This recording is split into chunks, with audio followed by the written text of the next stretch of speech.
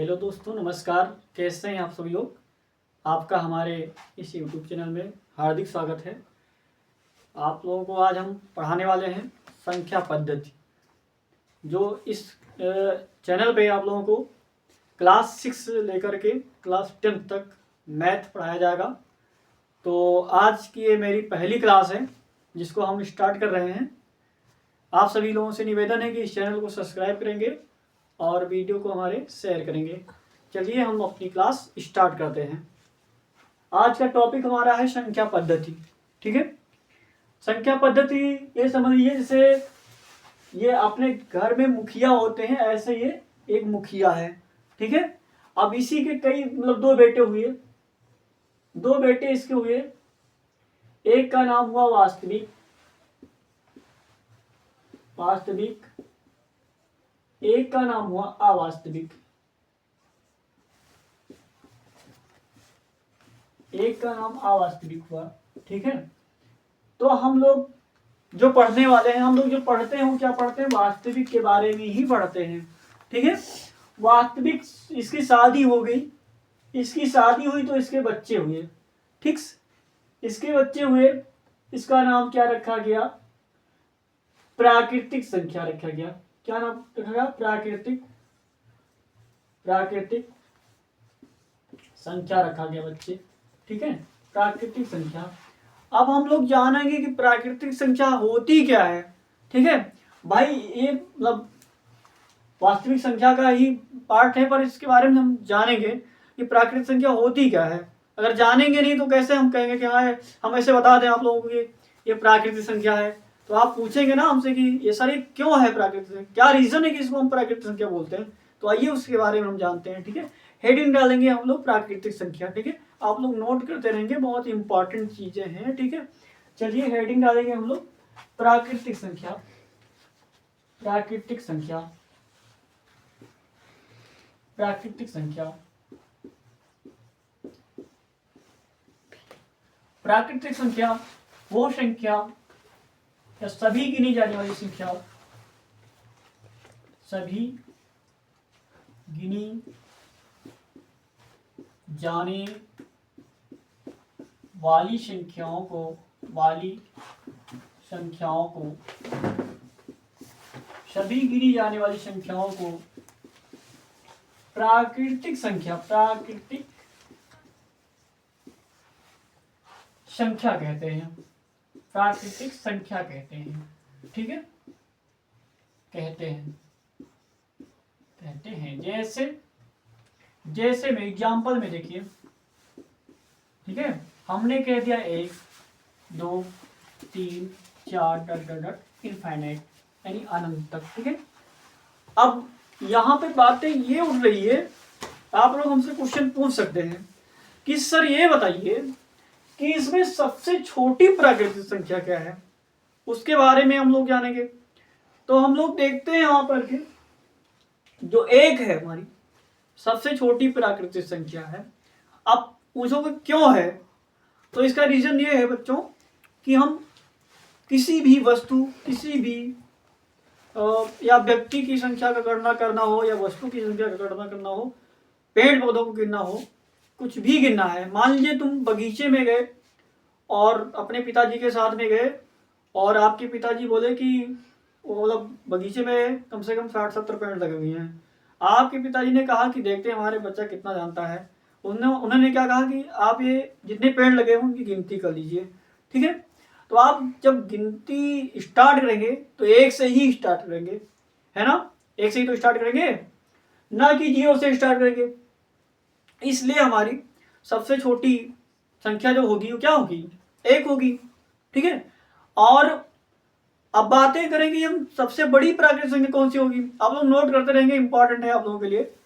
सबसे बड़ी प्राकृतिक संख्या क्या होगी, तो हम कहेंगे भैया इनफाइनाइट यानी अनंत है। कहोगे जैसे कोई आपसे कहे कि क्यों अनंत है भाई, हम कहे अगर यहाँ पे हम 9 लिख दिए, 9 के बाद में कोई कहे कि 9 सबसे बड़ी प्राकृतिक संख्या है, हम कहेंगे भाई क्यों है, ताकि 9 के बाद 10 नहीं आ सकता है, नहीं आ सकता।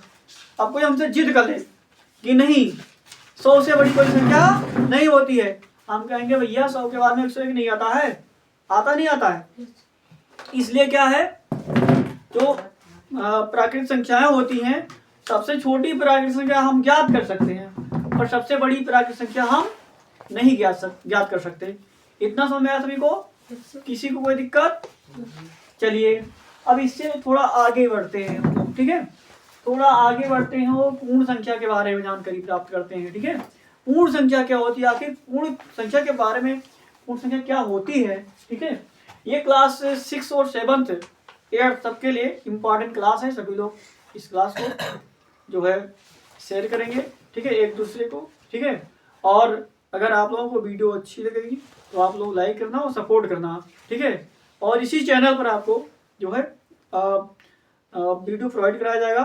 ठीक है, तो चलिए हम पूर्ण संख्या के बारे में जानते हैं। ठीक है, पूर्ण संख्या क्या होती है? पूर्ण संख्याएं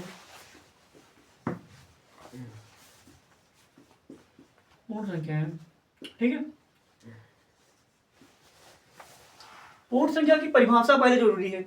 भाई आप कहीं रिश्तेदारी में गए और वहां पे आपको कोई जानता नहीं है तो क्या होगा, आप जाएंगे तो तुरंत पूछेंगे भैया आप क्या क्या है रात हो, तुरंत पूछेंगे। तो ऐसे ही पूर्ण संख्या लिखा हुआ है पर इसके बारे में जानकारी नहीं है, तो ये मान लो कि अपने मामा के फूफा के यहाँ गया, वो कभी नहीं गया था, और ये फूफा के चाचा के यहाँ चला गया। अब फूफा के चाचा इससे पूछते हैं तुम किसके यहाँ रहते हो, तब ये अपना परिचय बता रहा है कि मैं कहाँ रहता हूँ। ठीक है, तो आइए पूर्ण संख्या की परिभाषा जानते हैं हम लोग। ठीक है, प्राकृतिक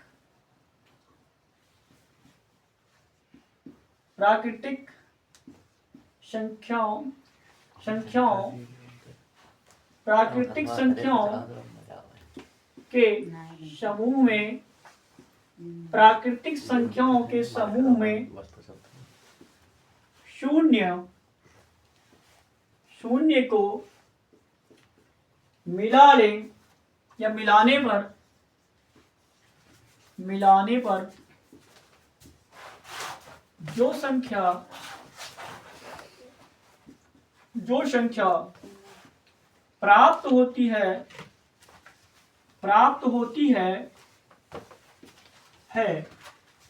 उसको हम पूर्ण संख्या कहते हैं। क्या कहते हैं ये? पूर्ण संख्या